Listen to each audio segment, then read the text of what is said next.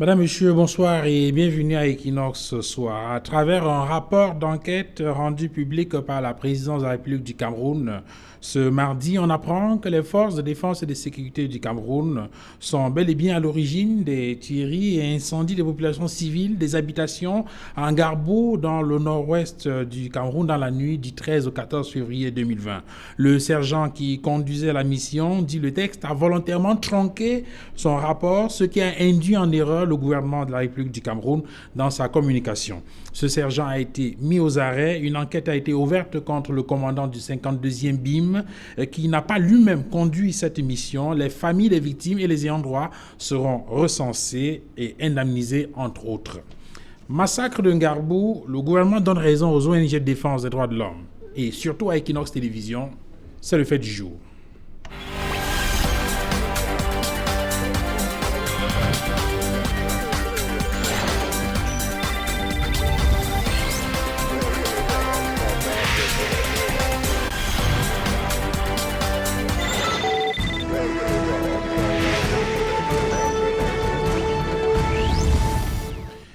Pour commenter ce sujet d'actualité, ce mardi 21 avril 2020, sur ce plateau, Dr Patrick Rifoué, bonsoir. Bonsoir Duval. Merci une fois de plus d'être venu sur ce plateau pour commenter ce sujet avec nous. C'est le RDPC qui vous dit merci. Vous êtes bien évidemment militant du Rassemblement démocratique du peuple camerounais, le RDPC. Vous êtes communicant de cette formation politique. Et puis nous aurons en direct de l'Allemagne, je crois, Wilfried Ekanga. Wilfried, bonsoir. Bonsoir à toi, bonsoir à tout le plateau, bonsoir à tous les Camerounais, bonsoir à tous les téléspectateurs d'Equinox TV et bravo à Equinox Télévision pour le culte de l'excellence et le formidable travail effectué. On va certainement y revenir. Alors, Wilfried, on reste avec vous pour ce premier jet. Vous avez certainement entendu parler de ce rapport d'enquête que vient de publier la présidence de la République. Ce texte a été rendu public il y a quelques temps seulement et c'est signé du secrétaire général de la présidence de la République du Cameroun qui indique entre autres qu'une mission d'enquête avait été bien évidemment commandée par le président de la République himself. Cette mission d'enquête qui était constituée entre autres du président de la Commission nationale des droits de l'homme et des libertés, le docteur Chemouta Divine Banda, et d'autres personnalités comme Monseigneur Georges Okouo. Eh bien, cette mission d'enquête, après avoir travaillé sur le terrain, a rendu public un rapport. Et dans ce rapport, on apprend évidemment que dans la nuit du 13 au 14 février, il y a des forces de défense et de sécurité qui ont donc mené une expédition à Ngarbu, cette localité dans le nord-ouest, et que cette mission, ces éléments de l'armée se sont fait accompagner par des civils qui font partie du comité d'autodéfense, et qu'au cours de cette opération, bien évidemment, il y a eu, c'est pas ce que le texte dit exactement, mais il y a eu des sortes d'effets collatéraux. Il y a des populations civiles qui ont été tuées, et les soldats ont essayé de masquer la situation en mettant le feu. Et le rapport, et le sergent qui menait la mission a volontairement tronqué le rapport qu'il a envoyé à Yaoundé, lequel rapport a donc induit en erreur le gouvernement qui, à travers les sorties des différents ministres, a indiqué qu'il n'y a jamais eu de massacre à Ngarbo, en tout cas que ces tueries n'étaient pas le fait des soldats. Alors aujourd'hui, que ce rapport l'indique clairement, ce rapport officiel l'indique, cela suscite en vous quel commentaire, Achou? Alors, c'est une fois n'est pas coutume, on va dire que c'est du bon travail. Le document du secrétaire général à la présidence, Ferdinand Gongo, est juste sur le rendu. C'est-à-dire que c'est bien que les coupables aient été mis aux arrêts, c'est bien qu'il y ait des noms qui sortent, c'est bien qu'il y ait des acteurs qui soient incriminés et c'est bien que les auteurs de ces exactions répondent de leurs actes. C'est une très bonne chose, c'est une très bonne note et c'est une très bonne avancée pour notre pays qu'est le Cameroun. Ça permet à chaque Camerounais de comprendre ce que ça fait de vivre dans un état de droit, un vrai. Ça permet à chaque Camerounais de réaliser comment il se sentirait si le Cameroun était vraiment à 100% au quotidien un état de droit où le droit est dit indépendamment du poste qu'on occupe ou de la fonction. C'est une donc bonne note dans ce registre, je le répète encore, et voilà, je ne vais pas mâcher mes mots à ce sujet. Maintenant, ça nous met en alerte et ça nous permet de comprendre que la gouvernance par le négationnisme n'est pas un mode de gestion potable. Ce n'est pas une bonne façon de fonctionner. Le Cameroun, malheureusement, a brillé par une pratique un peu perverse qui consiste à dire qu'on est anti-patriote ou qu'on veut déstabiliser le Cameroun quand on met à nu les manquements du gouvernement. Le patriotisme, c'est le culte de la justice. Et le culte de la justice implique la dénonciation de l'injustice, quel que soit l'auteur de cette injustice. Il peut arriver que cet auteur soit Paul Biya lui-même. Ce n'est pas non patriotique de dire si Paul Biya est, dans un registre ou un autre, coupable d'une injustice. Ce n'est donc pas non plus de l'antipatriotisme de la part de ceux qui ont dit, y compris Equinox TV qui avait fait les reportages sur la question en disant il est possible, il est probable d'après les éléments, les premières observations et les témoignages oculaires de conclure que ce sont les forces gouvernementales qui sont responsables de ce qui s'est passé justement en Garbo. Parce que ça met en lumière des chapitres noirs de l'histoire du Cameroun, ou dans le même registre en 2018, lorsqu'éclate la vidéo des bébés tués sur le dos de leur maman, le ministre de la Communication de l'époque, M. Issa Chiroma, s'empresse de dire que non, ça s'est passé au Mali, il ne faut pas croire aux gesticulations des gens qui n'aiment pas le Cameroun, et que ce ne sont pas les éléments de l'armée qui sont responsables de cela. Dans une enquête, on confronte les différents éléments quand les acteurs, qu'ils soient nationaux ou internationaux, on les pose sur la table, on interroge les concernés et on mène une enquête minutieuse qui ne se repose pas seulement sur l'affirmation de nos amis. Parce que là, on constate que comme les militaires ont dit lors de leur rapport qu'ils n'avaient rien à voir avec cette histoire, cela a valu de conclusions définitives, au point où les ONG internationales étaient incriminées de vouloir le mal pour le Cameroun parce qu'elles étaient en train de dire que ce sont les forces armées qui sont coupables de cela. Donc il faut, c'est de la pédagogie politique, il faut que nos compatriotes camerounais apprennent à partir de maintenant que le patriotisme, c'est la recherche de la justice, quel que soit le prix à payer. C'est la recherche de la justice, quelle que soit la charge qui pèse contre une haute personnalité. Ce n'est pas l'acceptation de tout type d'hérésie et d'incurie. Donc pour une première lecture, c'est ce que je ferai et certainement on va le développer éventuellement encore une fois dans le cadre de l'émission. Voilà, Wilfried, vous restez en ligne. On va recueillir l'avis du docteur Patrick Rifoué sur ce plateau. Docteur Rifoué, quelles sont les leçons, de votre point de vue, que le gouvernement doit tirer de cette situation? Wilfried Ekanga indique qu'on se souvient de ces événements de l'extrême nord où il y a eu une sortie du ministre de la Communication qui avait d'ailleurs indiqué que cela ne s'était pas produit dans l'extrême nord, l'histoire des femmes avec leurs bébés qui avaient été tués. Il y a cette fois-ci l'affaire de Garbou. Est-ce que, au niveau du gouvernement, on ne devrait pas tirer des leçons sur la façon de communiquer sur ce type de problème, d'incident? Je ne sais pas si les leçons à tirer sont des leçons communicationnelles. Toujours est-il qu'il me souvient que ce soit déjà pour l'incident malheureux à l'extrême nord, il y avait une enquête qui a été commise et les soldats incriminés pour cette bavure sont aujourd'hui devant les tribunaux. Donc, c'est également ce qui s'est passé dans le cas de Garbou. Il y a eu une controverse au sujet d'une action qui a été menée par un certain nombre, quelques éléments de l'armée. Et à la suite de cette controverse, je crois que le chef de l'État avait promptement, puisque l'incident a eu lieu dans la nuit du 13 au 14 février, et dès le 17, il y avait une commission d'enquête qui était constituée. La commission d'enquête a livré ses conclusions. Maintenant, il va appartenir à la justice de nous dire si oui ou non ces individus sont condamnables, parce qu'il faut rappeler que ceci, c'est une commission, mais c'est une commission, il y a un rapport d'enquête, mais la justice ne va pas être tenue par les conclusions. En attendant, le sergent qui a mené la mission est aux arrêts. Mais ça le rapport l'indique. Ça va de soi. Sur la foi de ce rapport, il va être mis aux arrêts, il va être mis à la disposition de la justice. Mais ça ne préjuge en rien du jugement qui va être rendu. Ces soldats restent présumés innocents jusqu'à ce que la justice tranche. Oui, c'est d'ailleurs un principe voilà. de la Déclaration universelle des droits de l'homme. Tout individu... Ils sont présumés innocents. Maintenant, c'est une situation que nous regrettons tous parce qu'il y a 13 personnes qui ont perdu la vie innocemment, ils n'avaient pas à mourir. C'était une mission de reconnaissance. Ils n'avaient donc pas à intervenir. Les soldats ont manifestement violé les règles d'engagement parce que quand vous allez en mission de reconnaissance, on vous demande d'aller identifier une cible et de faire un rapport sur la base duquel une intervention peut être décidée par votre hiérarchie. Ils ont décidé de travestir cette mission et malheureusement, on se retrouve avec la situation qu'on a eue où ils ont malencontreusement tué des victimes civiles qui n'avaient pas payé du prix de leur sang. Le chef de l'État en a pris acte. Les personnes qui ont été enterrées à la hâte vont être exhumées pour avoir des sépultures décentes et les familles vont être indemnisées.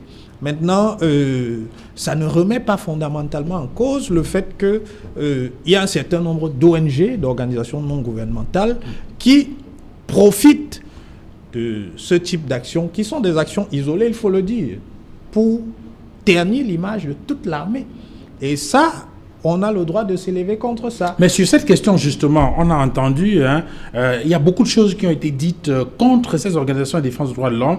On se souvient de ce ping-pong entre Human Rights Watch et le gouvernement de la République du Cameroun. On se souvient de cette passe d'armes entre le gouvernement et d'autres organisations comme le REDAC. Aujourd'hui, est-ce que le gouvernement ne devrait pas, en attendant bien évidemment que la justice rende sa décision, faire une sorte de mea culpa et peut-être... je ne sais pas, demander pardon s'excuser auprès de toutes ces organisations qui ont été traitées de tous les noms d'oiseaux? Non, le gouvernement est dans son rôle. Et le rôle du gouvernement, c'est de protéger l'armée qui abat un travail qui n'est pas qui est un travail difficile. Et lorsque l'armée est attaquée par des organisations qui souhaitent que nos partenaires cessent de travailler avec nous, qui souhaitent mettre en difficulté la hiérarchie de l'armée, il est de la responsabilité du gouvernement de protéger l'armée. Maintenant, cette responsabilité n'exclut pas effectivement d'établir les responsabilités lorsqu'il y a une bavure comme cette situation. C'est ce que le gouvernement a fait. Les responsabilités ont été établies sur la base de ce rapport. Je dis bien sûr la base de ce rapport parce que ces soldats, demain, présumés innocents, la justice tranchera en dernier ressort. Alors, Rufai Lekanga, est-ce que ce énième, je vais dire, cet autre problème, cet autre bourde de griffes, avec ce rapport qui est rendu public, ne devrait pas amener le gouvernement à revoir son appréciation du travail des organisations de défense des droits de l'homme? Si, je vais être péremptoire et formel dessus. Il faut que le gouvernement présente ses excuses, aussi bien aux personnages et structures nationales qu'internationales contre qui elle a justement fait la présomption de culpabilité qui est décriée sur ce plateau. On dit médecin guéris-toi toi-même. Nous avons fonctionné malheureusement dans notre pays selon l'équation applaudissement égale patriotisme, dénonciation égale volonté de déstabilisation. C'est une équation erronée, ça ne peut pas fonctionner comme ça. Qui plus est, quand plusieurs fois les faits nous donnent raison, oui, ce sont des cas isolés, mais autant que je sache, dans la plupart des rapports qui sont rendus, il est écrit des éléments de l'armée, il est écrit des soldats de l'armée camerounaise. Il n'y a jamais été écrit toute l'armée, même lors des massacres des bébés tués sur le dos de l'armée, on parlait des brebis galeuses de l'armée. On n'a pas dit l'armée camerounaise et antipatriotique, c'est cette armée-là qui nous a permis de conserver l'intégrité du territoire dans le combat contre Boko Haram, tant et si bien que contrairement au Nigeria, où la forêt de Sambisa a été prise par Aboubakar Shekau, le Cameroun a gardé la souveraineté sur tout son territoire. Donc c'est bien. Et aucun Camerounais, quel que soit son degré de mauvaise foi, ne dirait que le Cameroun a une armée antipatriotique. Nous insistons sur le fait que dans l'armée patriotique, il y a des brebis galeuses qui sont coupables d'exactions encore plus barbares que ce qu'on appelle terroristes. Et l'État, c'est l'individu. L'État, c'est aussi les 13 personnes. L'État, c'est aussi les bébés sur le dos de leur mère. Nous constituons tous la nation.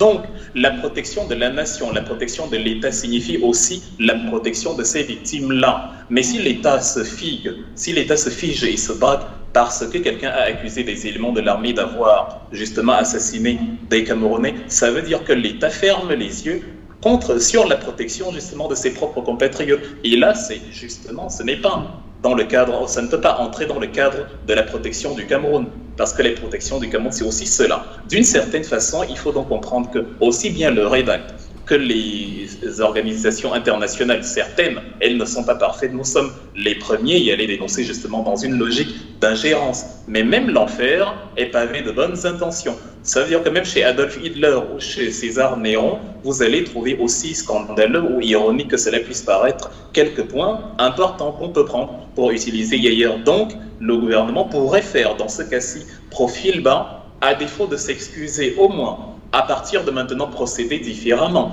et ne pas incriminer, accuser, embasiller. Vous vous souvenez de Madame Ilaria Allegro, qui a été traitée de tous les noms d'oiseaux, de toute sa volonté de déstabilisation. On a même décalé le débat sur la fausseté du rapport qui aurait été signé, non pas par l'ONG, mais par, en fait, c'était devenu le combat de l'absurde.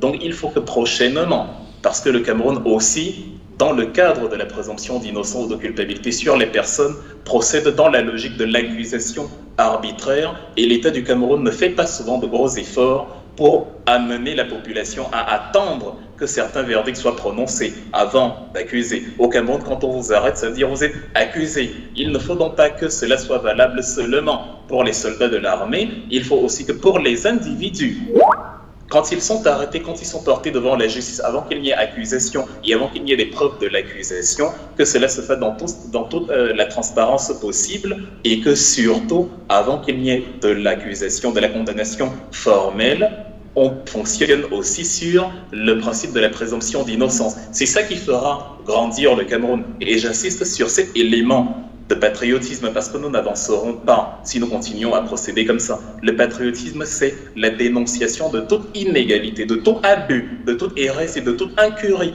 quel que soit l'auteur qui la commet. Et la meilleure façon d'être patriote, c'est de dénoncer son propre père ou sa propre mère si on la surprend en train d'égorger quelqu'un. Donc que ce soit Paul Biya lui-même, ou Ferdinand Ngongo, ou des éléments de l'armée, ou moi, ou vous, si vous trouvez un crime, si vous trouvez une violation de droits humains, si vous trouvez un mépris de la dignité d'autrui exercé par une personne, il est du devoir, non seulement sur la base du droit international de l'ONU, mais aussi sur la base du droit naturel, de la loi naturelle, il est du devoir de chaque individu de dénoncer cela. Voilà, merci Wilfried, et on va vous retrouver dans quelques minutes. Le temps pour nous de prendre en ligne le professeur Franklin Nyamsi, qui est en France et qui également va émettre un avis sur ce sujet en rapport avec ce rapport d'enquête que vient de publier la présidence de la République, le professeur Franklin Nyamsi, que nous allons donc tenter de joindre dans le courant de cette émission. Mais avant de revenir au professeur Franklin Nyamsi, docteur Ifoué, il y a quand même cet élément que souligne Wilfried Ekanga sur la question de patriotisme, parce qu'on se souvient effectivement que lorsque ce sujet sur les massacres de Gabon a été évoqué, on a estimé que tous ceux qui en parlaient et qui tentaient de présenter les faits tels qu'ils étaient produits étaient considérés comme des antipatriotes. Oui, effectivement, ça fait partie de la controverse, mais j'aimerais aller au-delà de cette question qui consiste à savoir qui est patriote, qui ne l'est pas, en fonction du positionnement qu'on va avoir lorsqu'il y a un incident comme celui-là. Les ONG, il faut bien comprendre le travail des ONG. Un certain nombre d'ONG, notamment celle pour laquelle Mme Allegrossi travaille, Human Rights Watch, se sont fait une spécialité dans les rapports qu'ils produisent d'aboutir à des conclusions qui sont les mêmes et qui sont récurrentes. À chaque fois, on va demander à nos partenaires de revisiter le partenariat qu'ils ont avec le Cameroun. À chaque fois, on va demander à nos partenaires de cesser de nous livrer des armes. Je ne vois pas comment, sur la base d'une action isolée, on peut aboutir à une conclusion comme celle-là. À partir du moment où vous avez ce type de conclusions, qui sont manifestement des conclusions orientées, on est en droit de considérer que cette organisation va avoir un agenda caché. Et donc, il est légitime que certains aient tendance à rejeter en bloc le rapport, même lorsqu'il est fondé en fait. Parce qu'il y a une généralisation qui ne peut pas être acceptée sur la base d'un fait isolé, c'est-à-dire sur la base de ce que 2 ou 3 soldats ont comme une bavure. Vous ne pouvez pas demander à ce que toute l'armée soit sanctionnée, parce que si vous demandez à la France ou aux États-Unis de revoir la coopération militaire qu'elle va avoir avec le BIR, c'est toute l'armée qui va en pâtir. Ce ne sont pas les 2 ou 3 brebis galeuses qu'il convient bien évidemment d'identifier et de sanctionner.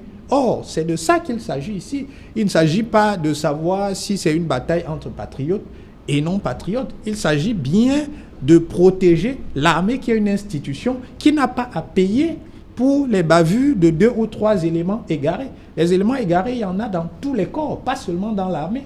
Et je dis, et je le maintiens, l'armée camerounaise reste dans sa grande Alors tout à l'heure, vous avez indiqué que même s'il y a des leçons à tirer, ce ne sont pas des leçons du point de vue communicationnel. C'est quel type de leçons, non, finalement? Parce que Wilfried a indiqué tout à l'heure qu'il y a eu le cas de l'extrême nord, maintenant il y a le cas de Ngarbu. Il y a forcément des leçons à tirer. Bien évidemment, je reviendrai dessus, je veux terminer mon développement. Sur le plan de la communication, effectivement, on peut suggérer au gouvernement d'être plus prudent. À partir du moment où il y a une controverse, vous ne pouvez pas avoir une communication qui va être une communication péremptoire.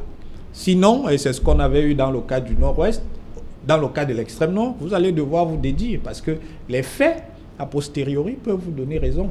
Or, le ministre de la Communication avait été très affirmatif et on s'est rendu compte que l'événement malheureux ne s'était pas passé au Mali, mais il s'était passé à l'extrême nord. Donc, et je rappelle que sur ce coup-là encore, il y avait le REDAC, parce que c'était le REDAC, effectivement, qui avait évoqué le sujet et indiqué avoir mené des enquêtes qui lui permettaient d'affirmer de façon précise que c'était des événements, des incidents qui s'étaient déroulés dans l'extrême nord. Oui. Bon. Est-ce que cela ne devrait pas changer le regard que le gouvernement a vis-à-vis des organisations comme le REDAC? Parce que vous avez semblé indiquer tout à l'heure que c'est des organisations qui sont habituées à... Certaines organisations, il ne faut pas...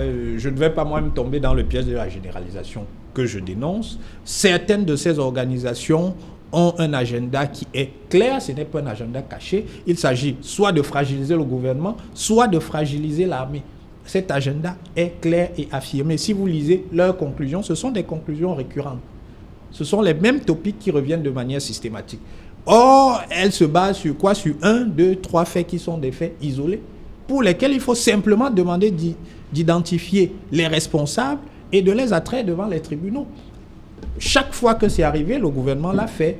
Pour l'extrême nord, ces individus sont aujourd'hui en cours de jugement et c'est ce qui va encore se passer pour les soldats qui ont été impliqués dans l'événement malheureux de Ngarbu. Alors, Wilfried Ekanga, on revient à vous. On a quelques soucis à joindre le professeur Franklin Nyamsi. On revient à vous. Maintenant que ce rapport a été rendu public et qu'on annonce l'ouverture d'une enquête qui devrait déboucher, bien évidemment, peut-être sur des sanctions ou je ne sais pas quoi, de ces personnes qui sont incriminées dans cette affaire de Ngarbu, quelle devrait, de votre point de vue, l'attitude du gouvernement dès demain? Je n'ai pas très bien compris la question. Alors, je dis maintenant que ce rapport est rendu public, en attendant que le procès s'ouvre et qu'on détermine et qu'on définisse les responsabilités, quelle doit être l'attitude du gouvernement? Que doit faire le gouvernement de la République par rapport à cette question? Oui, en fait, on ne peut que se répéter dans ce registre. Bon, évidemment, comme ils sont présumés innocents, ils ont été arrêtés, il faut que le procès suive son cours. Ce sont des militaires, donc oui, c'est au tribunal militaire, il faut que le procès suive son cours, mais dans une transparence évidemment absolue. Il ne faut pas que les amitiés, le copinage, le népotisme, il ne faut pas que les hérésies africaines, qui elles sont réelles, interviennent et interfèrent justement dans ce procès. En attendant cela, il faut que le gouvernement, au moins, de par sa communication, comme j'ai dit, à défaut de présenter des excuses, soigne ses excuses. Je trouve que c'est un peu malsain quand on entend qu'une structure donnée a un agenda caché. C'est encore de la présomption de culpabilité parce que si on peut poser la question, si une ONG a un agenda caché, comment le savez-vous? Si vous le savez, c'est que l'agenda n'est pas si caché que ça et que vous êtes impliqué dans le fameux agenda caché. Si l'agenda est clair, il n'est donc pas caché, vous pouvez confronter cela dans un débat d'idées. La particularité du Cameroun, justement, c'est de déterminer les bons et les mauvais points en fonction des affinités. Quand nous parlons d'une ONG, nous avons été traités justement de déstabilisateurs et d'acteurs d'agenda cachés parce que nous interrogions la provenance des acteurs de l'ONG factice Transparency International qui avait été affilié au gouvernement à travers le ministre de l'Intérieur, Paul Atanganji, ministre de l'administration territoriale, dans le cadre justement des élections. Là, il a été établi factuellement que les acteurs présentés n'étaient pas les acteurs de l'ONG officielle, puisque l'ONG elle-même, à travers Madame Moreira, son chef, a clamé haut et fort que non, elle ne reconnaissait pas ces éléments. Le minimum aurait été, dans la même logique d'impartialité, de présenter à la population qui étaient ces gens, pourquoi le gouvernement s'était trompé, qu'est-ce qu'il fallait penser de la protection civile si des Français lambda, des individus lambda de l'étranger peuvent aussi facilement se faire passer pour des émissaires d'une organisation internationale aussi importante et pénétrer dans le territoire. Ça peut inquiéter sur la fragilité du pays. Et quand on a été coupable d'un élément comme ça, on ne devrait pas être celui qui, avec une telle facilité, continue d'accuser les autres ONG de vouloir déstabiliser le Cameroun. On aurait pu dire, moi j'aurais pu dire, quelqu'un d'autre aurait pu dire, certains membres du gouvernement ont un agenda caché puisqu'ils laissent entrer des gens, des brigands, parce que c'est un crime, c'est de la fausse identité, c'est puni par les lois de tous les pays du monde, se faire passer par ce qu'on n'est pas, faux et usage de faux. Quelqu'un peut se dire, voilà donc des gens dans le gouvernement camerounais qui laissent entrer des acteurs internationaux pour venir présenter des choses qui ne sont pas de leur ressort. Si on procède comme ça, on ne pourra plus y avancer. Donc il faut que le gouvernement soigne sa communication et comprenne qu'on est dans une logique d'équilibre. Même si j'ai un menteur en face de moi, il peut aussi considérer que moi aussi, je suis un menteur permanent, puisqu'il y a beaucoup de Camerounais, et j'en fais partie d'ailleurs, qui n'accordent qu'une très faible proportion de confiance en ce gouvernement. Malgré tout, lorsqu'il y a quelque chose qui sort du gouvernement, même si je n'y crois pas, je le confronte d'abord à la recherche et je tire la conclusion en fonction des contre-éléments dont je dispose. Et c'est ce que le gouvernement devrait faire pour soigner justement, dans cette logique de pédagogie politique, soigner sa communication. Désormais, lorsqu'il y a une ONG, qu'elle soit interne ou externe, une chaîne de télé, une personnalité, une personne, plutôt que d'amener les forces de l'ordre à arrêter, intimider, menacer de fermer les locaux, etc., il faut poser la question, d'où tenez-vous vos informations, pourquoi pensez-vous qu'elles aboutissent à telle ou telle conclusion, et après dire, bon, voici nos informations qui contredisent vos informations. C'est ça pour moi le républicanisme, c'est ça pour moi voilà, la didactique politique, c'est ça pour moi la sociologie civilisée qu'on peut faire au Cameroun, et c'est ce que je conseillerais à l'administration camerounaise. Oui, quand vous restez avec nous, on va évoquer, avec votre permission, docteur Ifoué, un deuxième thème. Hein. Dans le courant de cette émission, il faut rappeler que cette actualité sur la crise du Nord-Ouest et du Sud-Ouest nous a pratiquement sorti d'une actualité assez courante en rapport avec la pandémie du coronavirus. Il faut rappeler que les effets dévastateurs de ce coronavirus sont importants. On voit qu'il a agi sur l'économie mondiale et les États-Unis le ressentent fortement. On a appris que le prix du baril américain de pétrole brut coté à New York pour livraison en mai s'est effondré hier lundi, terminant en dessous de zéro. C'est inédit depuis 1983 selon les analystes économiques. Ce baril s'est changé encore à $60 en début de l'année et à $18 vendredi passé. Et on s'est retrouvé hier avec un effondrement brutal qui traduit une sorte de mal-être de cette économie américaine et partant certainement de l'économie mondiale, non ? Pas seulement un mal-être de l'économie américaine. Je crois que les experts s'accordent à dire que l'économie mondiale est déjà entrée en récession et malheureusement le pétrole américain est tributaire en ce moment d'une double conjonction de facteurs. Vous avez une guerre que se livrent les Russes et les Saoudiens parce que les Russes ont refusé de baisser le prix du pétrole. Et à côté de ça, vous avez une baisse de la demande mondiale de pétrole. Et donc la conjonction de ces éléments, parce que les Saoudiens ont augmenté leur production, ce qui a inondé le marché, la conjonction de ces éléments ont conduit les États-Unis à se retrouver en situation de surproduction. Donc hier, comme vous l'avez indiqué, le baril s'échangeait à moins de $37 à un moment, je crois. Donc ce qui signifie que les producteurs américains payaient pour se débarrasser de leur stock parce que leur capacité de stockage ne permettent plus de continuer à supporter la production. Ce qui est une situation qui va avoir un impact sur nos économies également, parce que nous aussi, nous sommes quand même un pays producteur de pétrole, même si en ce moment, nous importons davantage du fait de la situation à la Sonara. Wilfried Ekanga, il y a donc cette situation aux États-Unis et l'impact que cela devrait avoir peut-être sur l'économie mondiale et pourquoi pas sur les économies africaines. Sur les raisons qui sont évoquées, on parle entre autres de l'effondrement de la demande de pétrole à cause de la paralysie économique provoquée par la pandémie du coronavirus et les mesures de confinement. Est-ce que pour vous, c'est le principal élément justificateur? Oui, tout à fait. Je vais prendre un exemple peut-être amusant, mais ça va nous permettre de mieux nous identifier parce que nous le vivons dans nos villages. C'est le paradigme de la tomate pourrie. Si quelqu'un a compris pour qu'il y ait des tomates pourries dans les États des Bayam Salem dans nos villages, il va comprendre pourquoi les cours du pétrole ont baissé actuellement.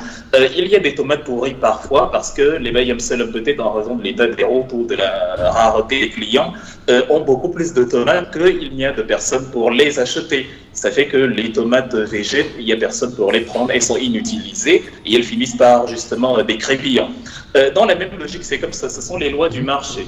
Le marché, c'est un espace de confrontation entre la demande et l'offre, entre le vendeur et le client.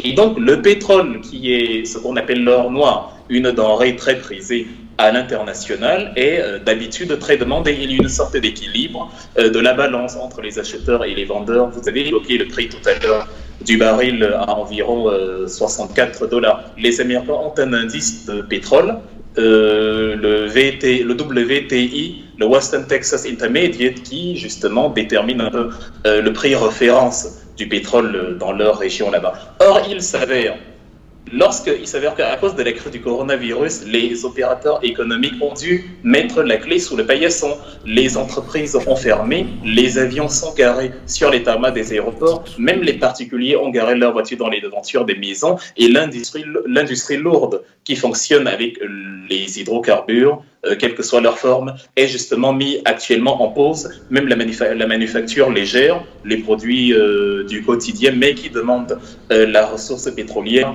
sont actuellement en stock. Ça fait que on se retrouve avec beaucoup plus de stocks de pétrole disponibles beaucoup plus de stocks disponibles qu'on pourrait y en garder. C'est pour ça que, comme cela a été évoqué sur le plateau actuellement, si vous allez à Caché, dans l'Oklahoma aux États-Unis, vous allez trouver qu'on a réquisitionné des wagons de train pour stocker à l'intérieur les denrées pétrolières parce qu'il n'y a plus d'espace. C'est ça donc qui a amené certains opérateurs à plutôt donner de l'argent à des gens pour les débarrasser de leur stock du pétrole. Ce qui fait donc, c'est la raison pour laquelle hier encore, lundi, le 21 avril, quand on entendait, voilà, aujourd'hui, actuellement, le pétrole est à moins $37 le baril, en dessous de zéro. Ça veut dire, à défaut de donner son pétrole gratuitement, le pétrolier lui-même, il est encore obligé à payer parce qu'il ne peut pas, justement, garder. Les stocks de stockage sont à quasi-saturation. Donc, la faible demande en temps du confinement et de l'arrêt et du quasi-arrêt de l'activité économique est bel et bien la principale raison pour laquelle le pétrole actuellement est à un prix aussi bas, exactement comme pour le cas de la Bayam Salem. En Europe, c'est un peu moins grave, mais c'est plus ou moins la même chose. En Amérique, c'est plus grave parce que les Américains étant séparés du reste du monde par l'immense océan Atlantique et ayant fermé leurs frontières, ne peuvent même plus profiter du marché mondial pour exporter le surplus pétrolier et stabiliser plus ou moins les prix qu'ils ont actuellement. Alors, Wilfried, cette situation traduit quand même un malaise économique de façon globale, que ce soit dans le cas des États-Unis ou bien des pays du monde de façon globale. De votre point de vue, lorsque vous observez, est-ce que vous avez le sentiment que les États prennent la mesure de cette difficulté et trouvent des solutions pour pouvoir réduire au maximum les effets dévastateurs de cette pandémie du coronavirus? Dans le cadre du Cameroun, est-ce que vous êtes rassuré par les mesures qui ont été initiées jusqu'ici par le gouvernement, si mesures il y a? On l'avait déjà évoqué une fois, bien sûr. Enfin, on l'a évoqué en début d'émission, lorsqu'on parlait de la logique, c'est vrai que ce n'est pas le centre du débat, mais ça nous accompagne partout parce que c'est justement ce que nous recevons lorsque nous analysons la réalité camerounaise. Je juge à titre personnel que les mesures prises par le Cameroun, certaines sont bonnes, mais dans la globalité, elles sont insuffisantes et surtout, celles qui ont été promulguées ne sont pas toujours appliquées comme il faut par les Camerounais. Actuellement, si je m'en tiens au dernier chiffre, nous étions à 1163 cas de cas de contamination au Cameroun, ce qui fait que nous sommes actuellement derrière l'Algérie, le Maroc, la Tunisie, l'Afrique du Sud, l'Égypte et l'Afrique du Sud. On est le 5e pays le plus touché d'Afrique, soit le 2e pays le plus touché d'Afrique subsaharienne, ce qui fait que nous devrions être en état d'alerte. Et dans la liste des pays que j'ai évoqués tout à l'heure, nous sommes le pays le moins développé. Paradoxalement, nous sommes le pays qui a pris les mesures les moins draconiennes. L'Afrique du Sud a prolongé son confinement pour 2 semaines supplémentaires il y a quelques jours, alors que l'Afrique du Sud est la première économie africaine en ex-aequo avec le Nigeria. Mais non, il y a les erreurs du passé, évidemment, sur lesquelles on ne peut pas revenir. La fermeture tardive des aéroports, etc., que nous avons commise, mais la réponse à ces manquements, mais de mon point de vue, pas la réponse qu'il faut. En tout cas, elle n'est pas dans la configuration qu'il faut.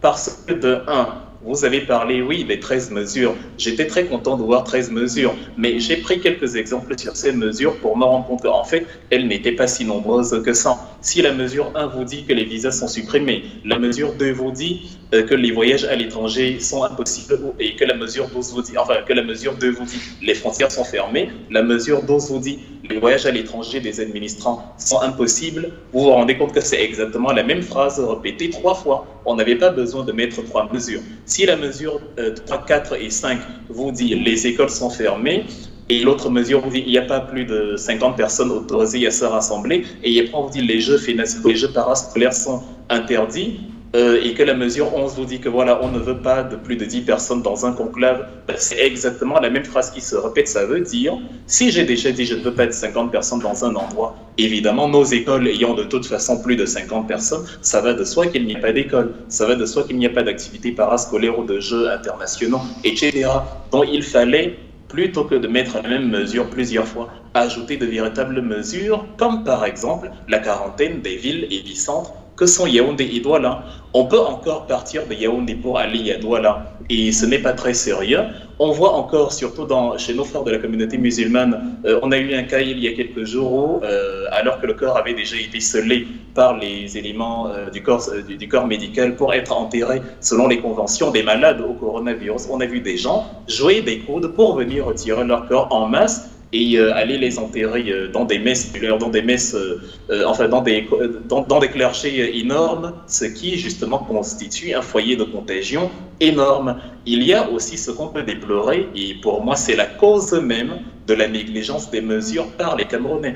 L'animal alpha, le personnage clé de la République, celui que les Camerounais disent avoir élu, ne s'est pas prononcé ouvertement pour dire à ses compatriotes, comme l'ont fait les dirigeants de ce monde, que la situation est très sérieuse et qu'il ne faut pas la prendre à la légère, que justement notre pays ne serait pas prêt à accueillir une épidémie dans les proportions qu'ont actuellement l'Allemagne, l'Italie, la France, puisque ces pays-là eux-mêmes sont à genoux. Peut-être en écoutant la voix de la plus haute autorité de l'État, les Camerounais se mettraient au pas, mais actuellement, la négligence, le laisser faire, le laisser y aller, et la négation même, parce qu'il y a des Camerounais qui vont vous dire que le coronavirus n'existe pas, la négation même justement du fait par les Camerounais vient du fait qu'ils n'ont pas écouté la fermeté justement de la plus haute autorité de l'État. Maintenant, après, il y a des fonds qui ont été mis à disposition. Nous les trouvons infiniment faibles par rapport aux autres pays.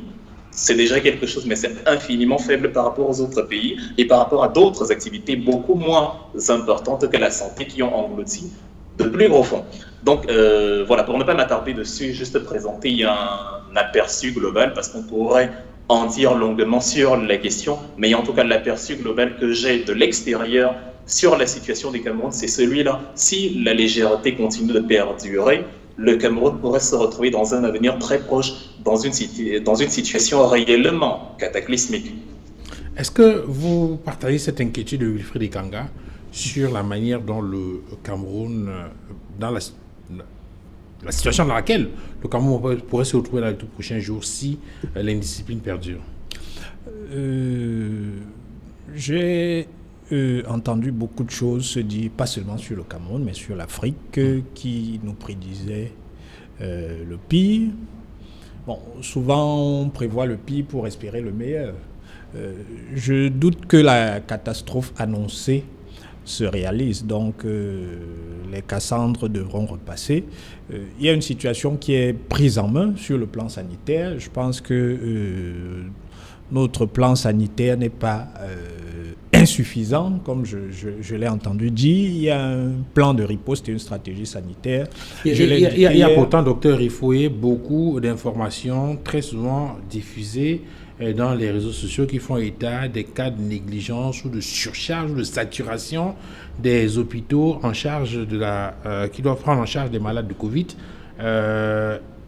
En attendant de voir si effectivement ces informations sont fondées ou pas, ça donne quand même à penser qu'on a des difficultés sur le plan des infrastructures sanitaires. Bon, je vais répondre à votre question tout à l'heure. Il y a un plan sanitaire, un plan de riposte sanitaire qui se chiffre à 58 milliards. Ce plan devrait nous permettre de porter notre capacité d'accueil à 1000 lits. C'est un plan qui devrait nous permettre de disposer de 22 centres d'accueil. Aujourd'hui, nous avons 13 laboratoires qui permettent d'accueillir les tests. Donc, c'est un plan qui devrait nous permettre de répondre aux défis sanitaires. Maintenant, nous sommes tous des Camerounais, hein, et il y a un camerounisme qui veut que les mesures gouvernementales aient souvent de la peine à être appliquées localement. Mais ça, c'est le fait du comportement désinvolte d'un certain nombre de fonctionnaires, souvent, qui sont les premiers à fouler aux pieds les mesures qui sont prises par la hiérarchie. Ce sont des comportements qu'il convient de dénoncer.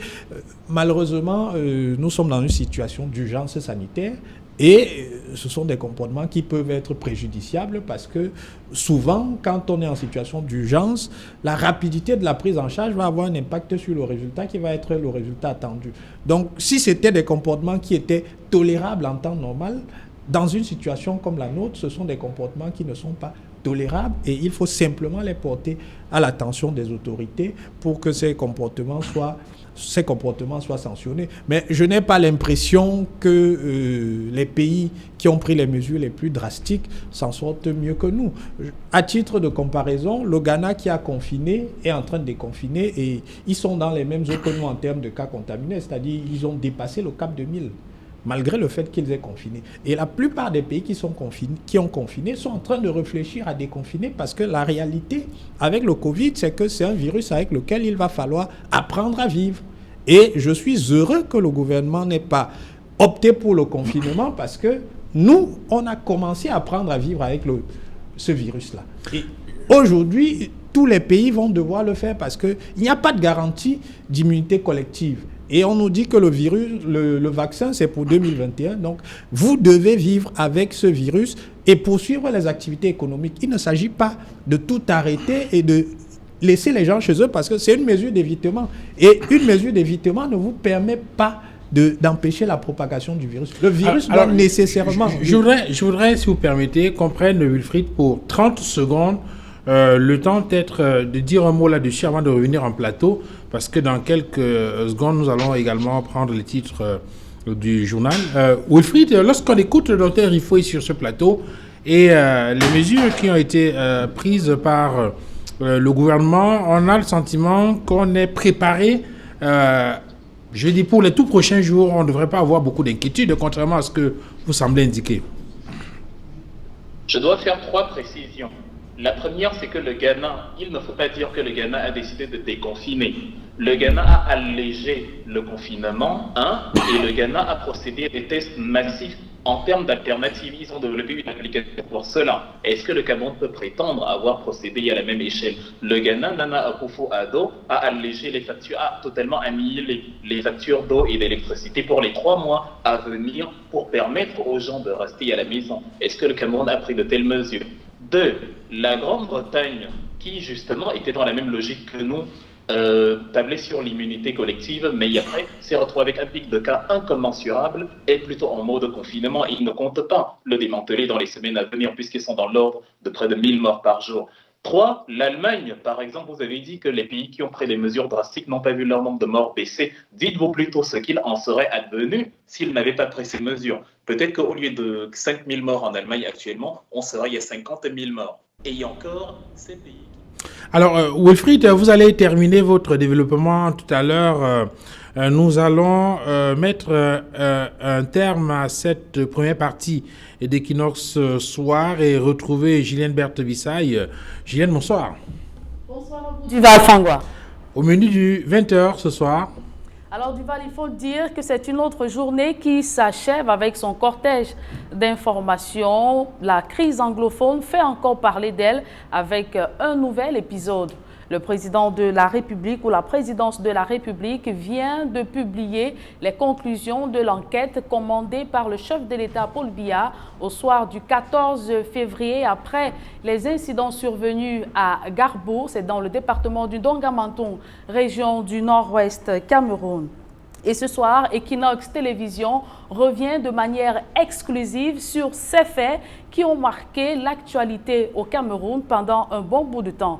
Et nous évoquerons également Duval Fangwa, la polémique qui entoure le don du chef de l'État Paul Biya et celui du PNUD dans le cadre de la lutte contre le Covid-19.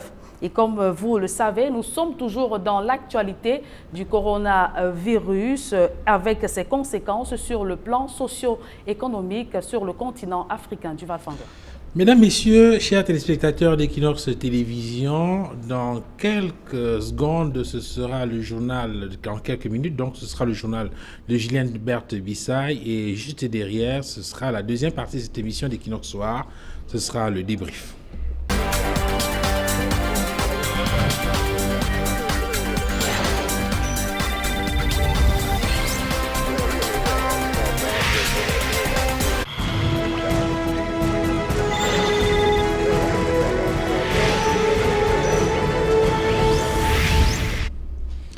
Sur le plateau d'Equinox ce soir de ce mardi 21 avril 2020, Dr Riffoé Patrick, enseignant de communication et surtout militant du RDPC, le Rassemblement démocratique du peuple camerounais, et Wilfried Ekanga en direct d'Allemagne. Est-ce que Wilfried est déjà là, Wilfried? Alors nous allons donc retrouver Wilfried. Wilfried, bonsoir, rebonsoir.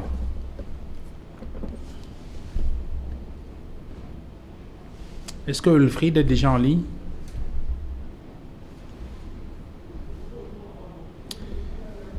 Wilfried est bel et bien en ligne. On va peut-être le retrouver dans quelques secondes pour... Je suis en ligne.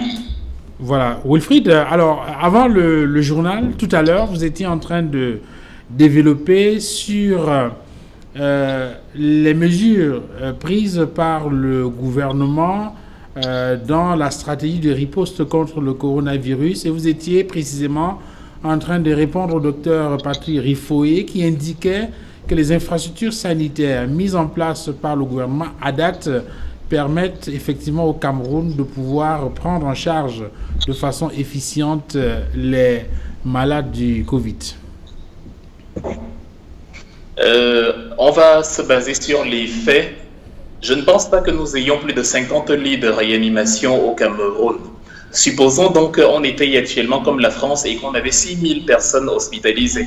Comment vous allez gérer 6000 personnes quand 100 premiers lits seront déjà occupés? Souvenons-nous qu'en temps normal, le Cameroun souffre de déficit de matériel sanitaire. On va vous dire que de grands hôpitaux, même dans nos capitales, n'ont pas de scanner.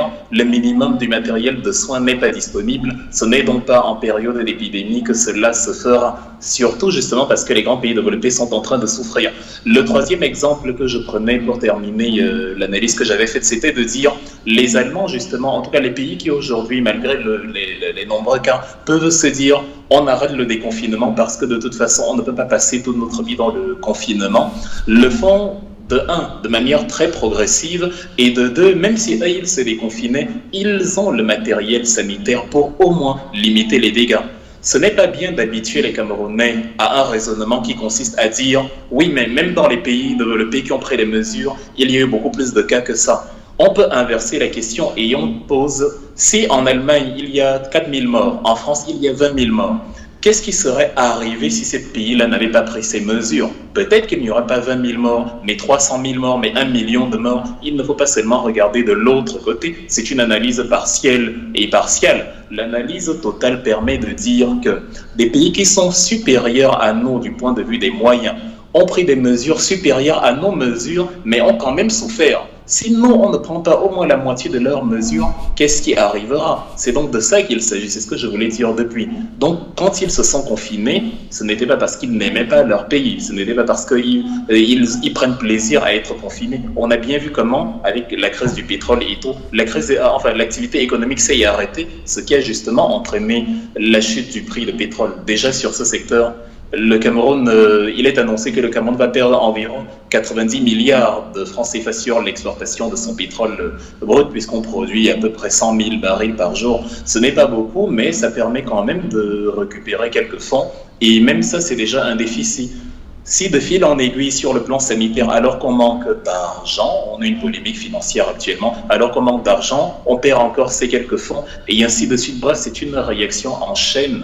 Mais les mesures du Cameroun actuellement, cumulées au fait que Paul Biya ne parle pas, ce qui fait que le taux faible des mesures qui sont élaborées ne sont pas appliquées, bon, ça conduit à ce que les Camerounais se disent ce n'est pas si sérieux que ça. C'est pour ça que vous entendez des gens dire non, ça ne va pas nous arriver, non, il ne se passera rien.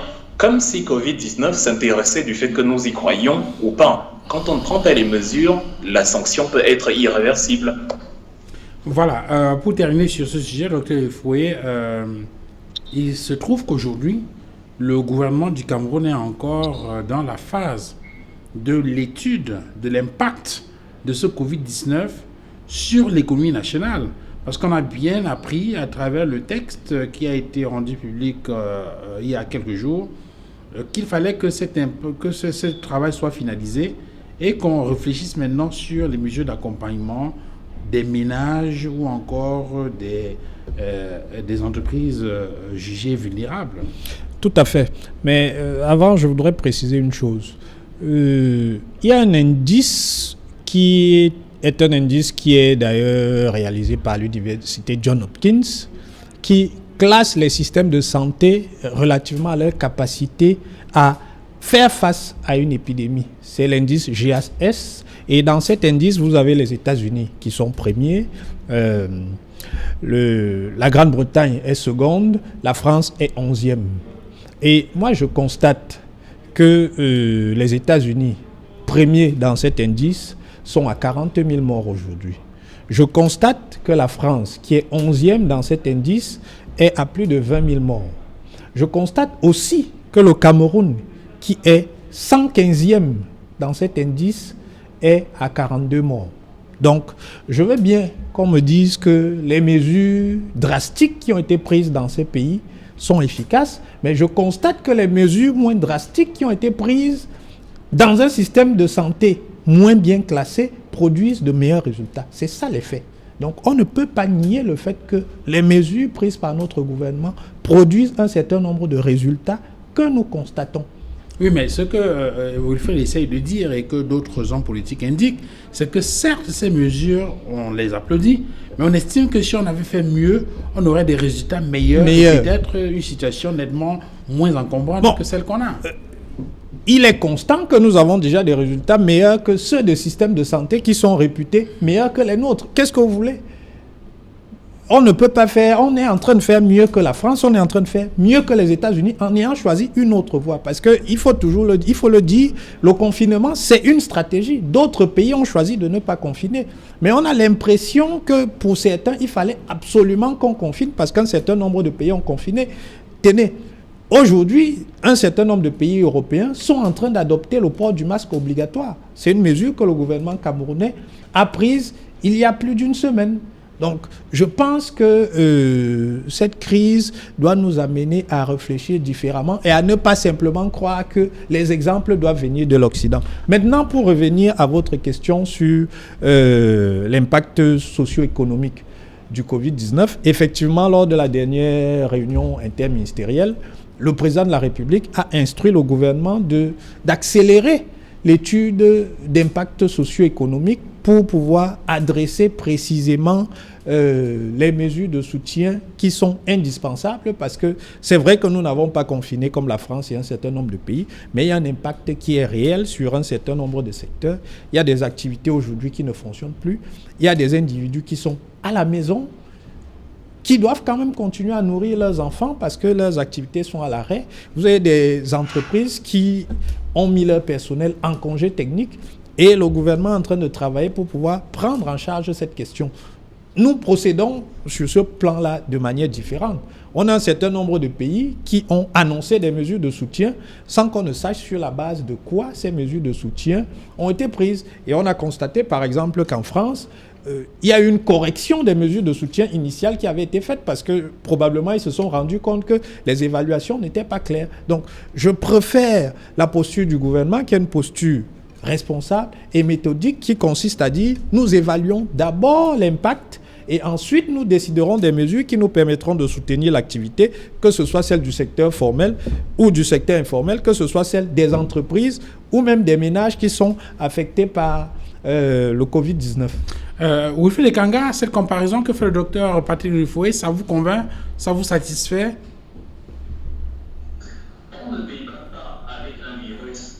Et le virus ne se comporte pas comme une armée disciplinée qui commence dans les mêmes pays le même jour.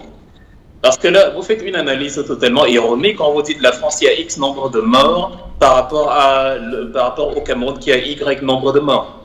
L'épidémie ne commence pas dans tous les pays le même jour. C'est-à-dire que le pic du Cameroun peut arriver au mois de juin ou au mois d'août. Les Anglais ont supplanté les Français dans le nombre de morts actuellement. Or, il y a eu une époque où les Anglais avaient beaucoup moins de morts que les Européens parce qu'ils se disaient, de toute façon, ça va. On aura quelques centaines et on va juguler. Il n'est impossible de citer formellement une mesure que le Cameroun aurait pris, qu'un autre pays n'aurait pas pris. Ce n'est pas grâce aux mesures du Cameroun qu'il n'y a pas autant de cas. C'est au petit bonheur la chance. Parce que s'il y a des gens, comme par exemple ceux qui se sont agglutinés lors d'une chute de camion, du camion des brasseries où il y avait de la boisson par terre, ou alors ceux qui sont allés enterrer leurs morts selon les règles musulmans et consorts, le virus se trouve là-bas d'une personne à une autre, qui voyage, qui va à Yaoundé et contamine tous ses proches, qui contamine la population dehors et ainsi de suite en fonction des transactions des uns et des autres. C'est-à-dire actuellement, on s'étonne presque du fait que la contagion n'a pas encore été à grande échelle et encore on s'en réjouit. Mais n'oublions pas, parce que je l'ai dit, mine de rien, les pays, justement, le Cameroun, justement, est devant les autres pays d'Afrique noire en termes de contamination, ce qui n'est pas rien. Ce n'est pas bien de dire, malgré le système de santé américain, français et consorts, ils ont plus de morts que nous. Si on prend ce type d'analyse biaisée, on peut dire, avec le système de santé des Américains et des Français et des Allemands, ils ont une espérance de vie de 82 ans. Avec le système de santé camerounais, ils ont une espérance de vie de 56 ans. C'est plus de 20 ans de moins, presque 25 ans de moins. C'est énorme.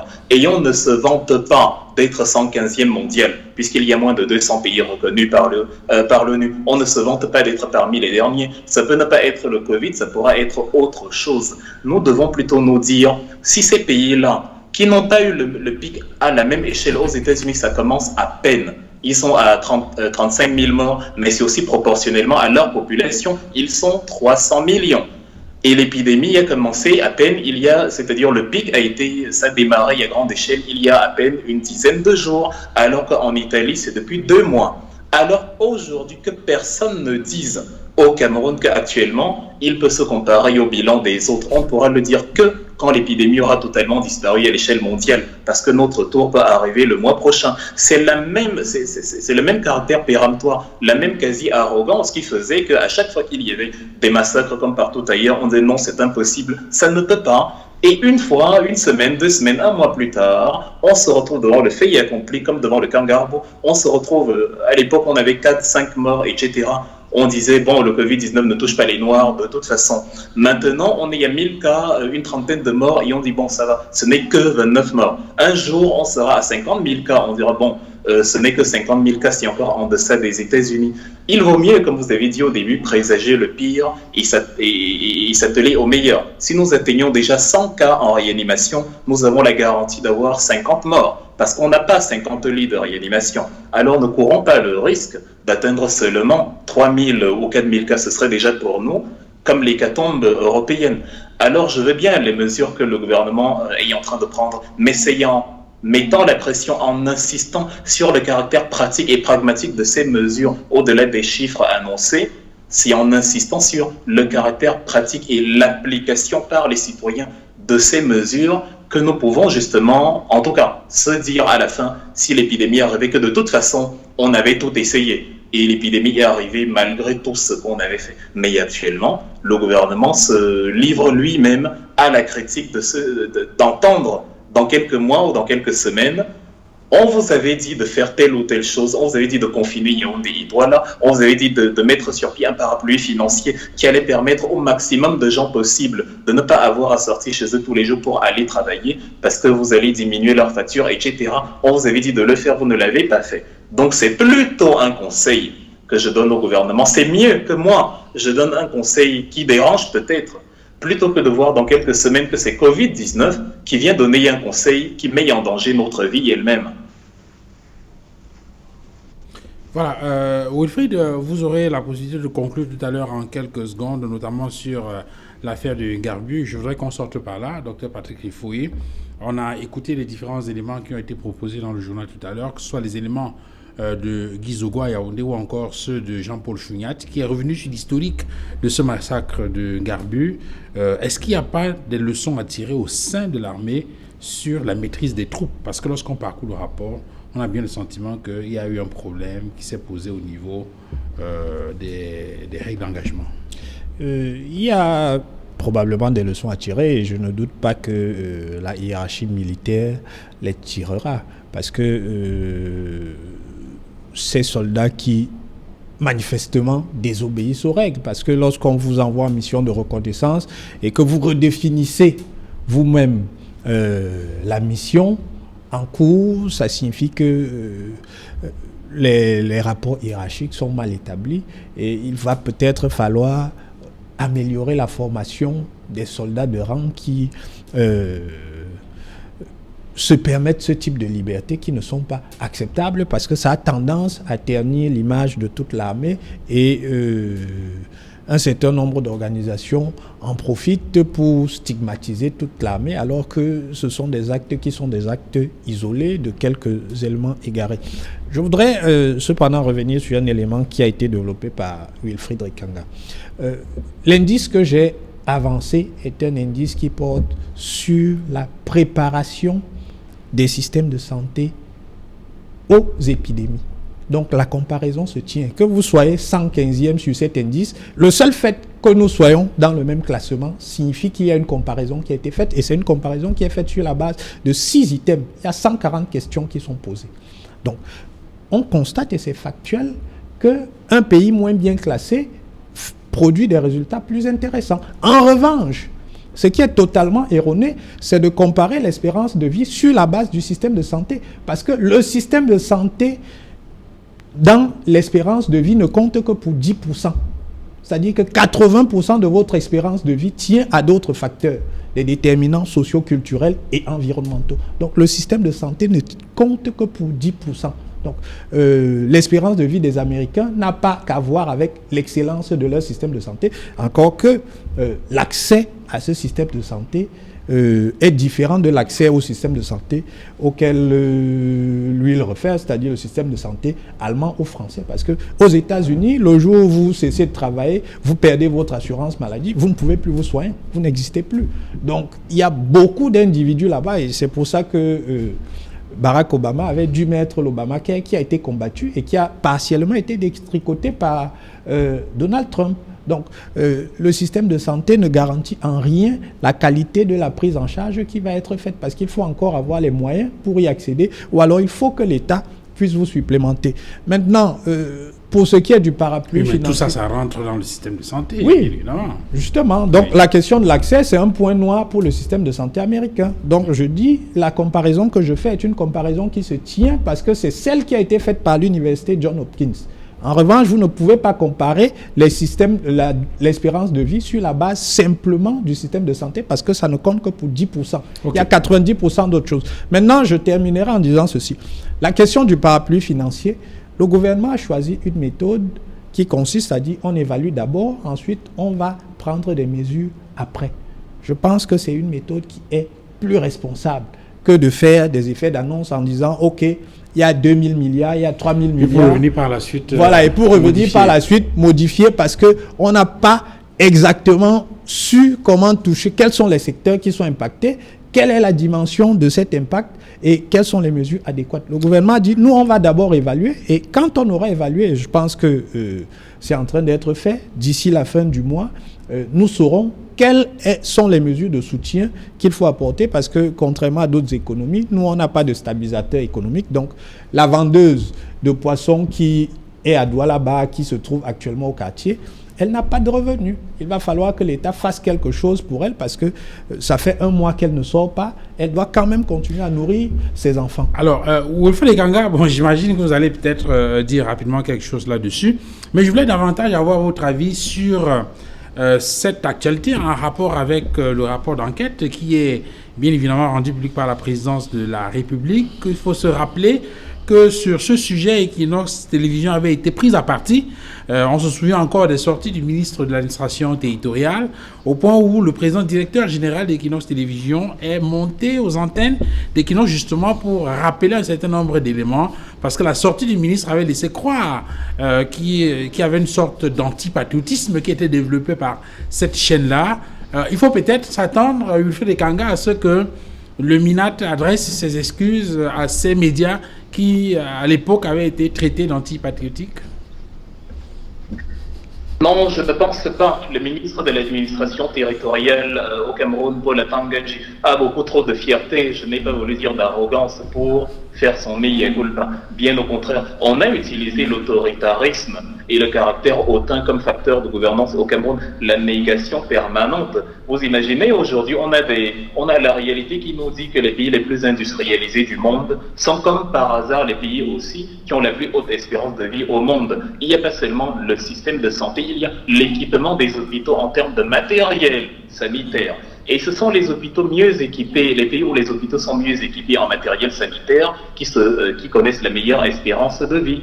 Et voilà, même s'il y a d'autres facteurs à côté, en tout cas ce n'est pas un hasard que ce soit comme ça. Et si après quelqu'un dit que le système des États-Unis n'est pas si bon que ça, et qu'après il dit que bon, il y a énormément de morts aux États-Unis, on peut donc établir la corrélation en disant c'est peut-être parce que leur système de santé n'est donc pas très bon qu'ils ont autant de morts et que peut-être le Cameroun aura aussi cette échéance. Ce n'est pas ce que nous souhaitons, mais je dis et je rappelle, il vaut mieux que ce soit moi qui dise, et non qu'après le virus nous montre la réalité de la vacuité de notre façon de gouverner.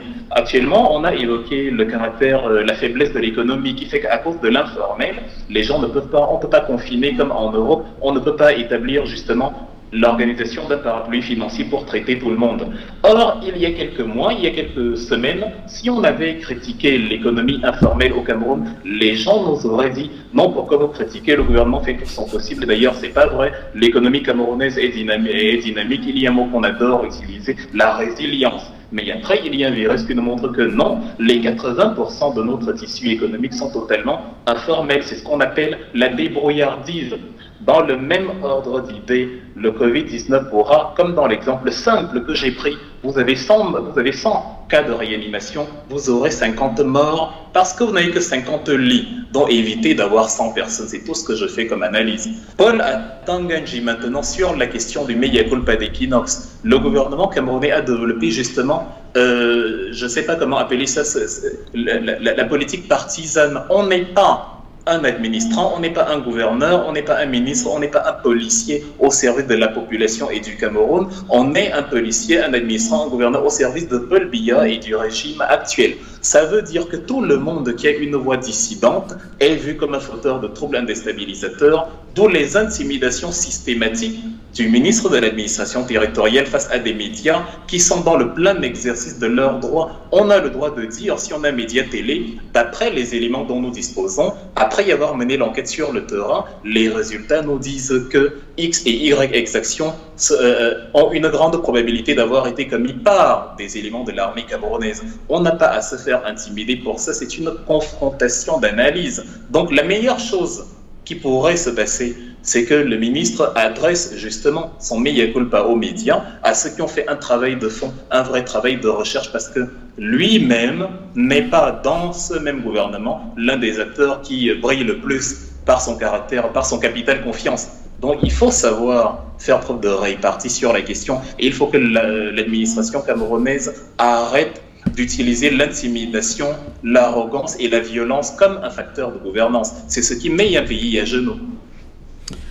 Merci Wilfred Ekanga pour cette analyse dans le cadre de cette émission de Equinox ce soir. Infiniment merci d'avoir été avec nous ce soir. Merci à vous. Merci également à vous, Dr Patrick Rifoué, d'avoir échangé avec nous sur le plateau d'Equinox ce soir. C'est moi. Merci à vous, Madame, Messieurs, d'avoir regardé cette autre livraison d'Equinox ce soir. Excellente soirée à tous et à demain 19h.